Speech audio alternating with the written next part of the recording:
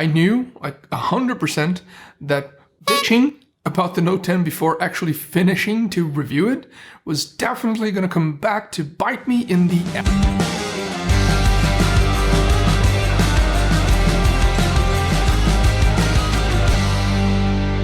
Hey, what's going on everybody? Mal here. How you guys doing?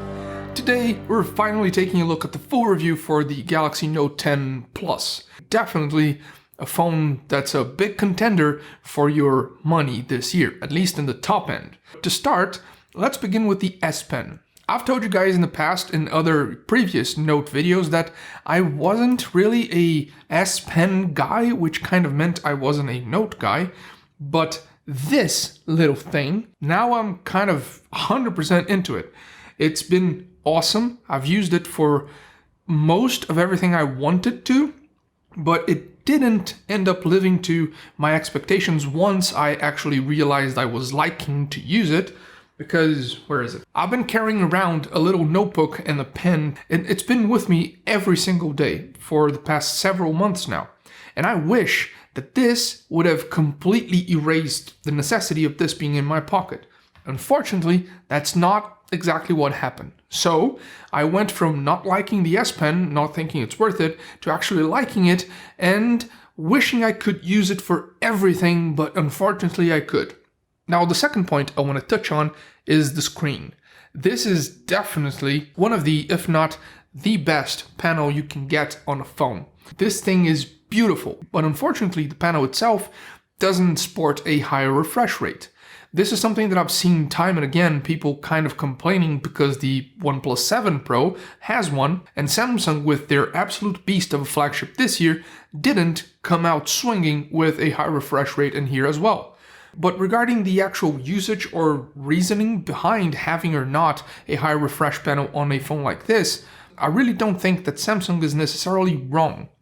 Because, hear me out, the Note is sort of a niche product already because of the SPen. Is this demographic the same that would really appreciate a high refresh rate? But not only that, when you're actually using a phone, you're not only opening and closing your notification tray or your app drawer, you're actively consuming content and, gaming and using apps, and those need to actually deliver stuff in a higher refresh rate, which is not something that you're going to find everywhere. There are very few apps and instances where you will actually take advantage out of a faster refresh rate on the panel, gaming being one of the more available ones. Now, is that difference actually perceivable outside of a game at higher FPS?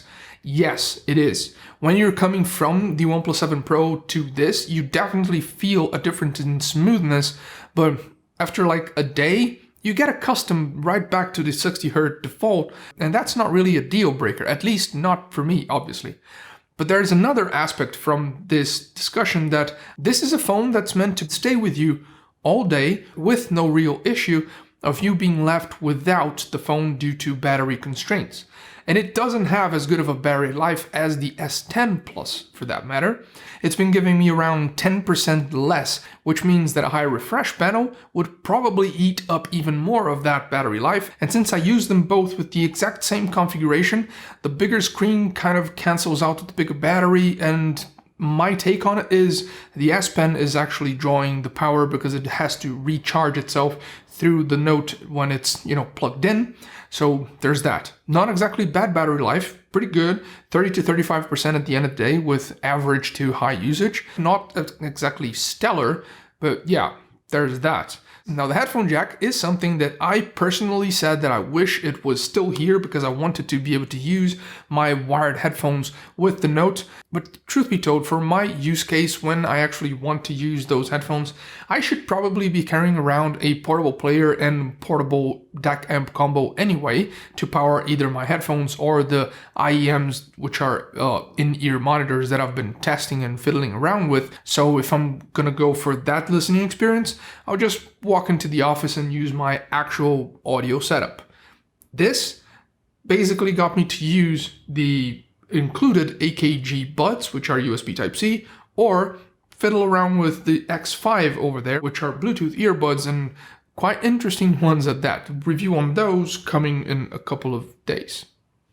Okay, now those are the first big three for me. Now the cameras are basically the same as the S10 Plus, and the only difference being the time of flight sensor that will help making those live action videos, live focus video, which is interesting, but it doesn't really like cut out everything like super good. It's fun, but not something that you would actively use like all the time too much.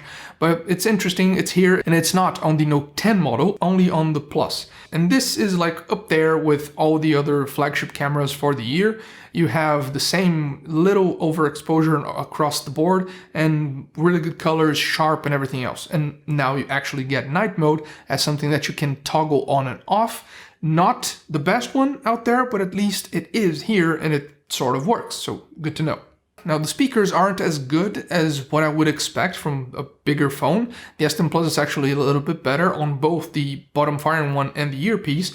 And in case you guys didn't see it, because it's really hard, there's a little slit which is the earpiece. It's so well hidden that it does make it feel like sound is leaking from the actual glass. It's super interesting, but that's probably one of the reasons why it can't, produce as rich of a sound either way. Oh, and the vibration motor is actually better. I'm not sure if it's been upgraded or not, but it feels like it's more precise and it's still super strong, very good vibration motor on this boy. Now, when it comes to actually using the phone, I'm not one to actually go for benchmarks.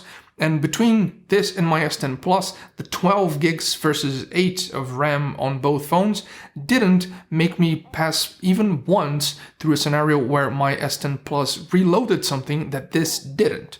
So yeah, probably that's being managed by the software. Maybe they didn't want to stretch it out too far and the 12 gigs ends up being more like future-proofing, but still it's nice to have and it's a very good performer. If you want to check it out, actual benchmarks, there's a link, Matthew Monis's video up there and down below, because he actually benchmarked the Exynos version versus the Snapdragon, and he found a couple of interesting things. Actually important to note, he did have a problem with his Exynos version that would sometimes lag out of the blue. That didn't happen to me, so maybe that's just silicon lottery, I guess. But either way, my take on it is I'm happy that the difference between the two processors in idle power management has all but vanished. With my S10 Plus, the difference was between 10 and 15%, and this time around, between 1 and 2. Really well done here, Samsung, good job. And speaking of software, it's still One UI, it's still not the fastest. It still has the same track record of not being that frequently updated either way, but I'm still sort of in love with it. No skins at all on this thing. It just works perfectly for what I need. I like the way it looks and how it handles actually using the phone, like everything about it. I really, really enjoy One UI. Now, the last thing would be to talk about price. And everybody, including myself in my impressions video, tend to go for the dude, this is $1,100 and upwards. It's not a cheap phone. No, it's not a cheap phone, but it doesn't mean that it's not worth it, because as the market is right now, unless you go for something like the OnePlus 7 Pro, which is creeping up into the $800 plus range, most companies are having problems with a sort of saturated market. So instead of doing business with you once every 1.5, 2 years, it's taking 2.5, 3, maybe even 4 years between each iteration that you are actually going to have in your pockets. And that's one of the reasons why prices on the top tier AAA sort of category have gone up that far. Yes, Apple was the first one doing it and everybody just kind of followed through, but still, that's sort of the norm right now at this level. That's why Samsung has a bunch of very good stuff at lower prices in the mid and low tiers, but still, the premium ones are going to cost you a couple of extra pennies. Is it the best phone for you? Not necessarily. I mean, in the past, I told you guys that it wasn't for me because of the SPen. Now it kind of entered the competition on my end, but not necessarily worth the upgrade just yet, unless your phone is dying. Then the Note is part of a very big and growing roster. Techtober is still to come.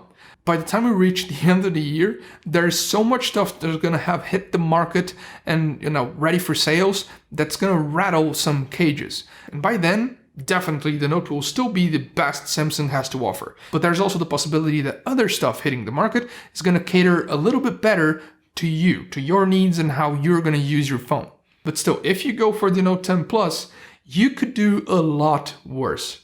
This is a really solid, awesome phone. It's definitely worth the asking price if you take everything else into consideration. Perspective is sort of everything, right? And that's it. Hope you enjoyed the video, so leave any comments or suggestions down below as usual if you're feeling like it. Like, subscribe, comment, and bell and all that stuff. And I'll talk to you guys in the next one.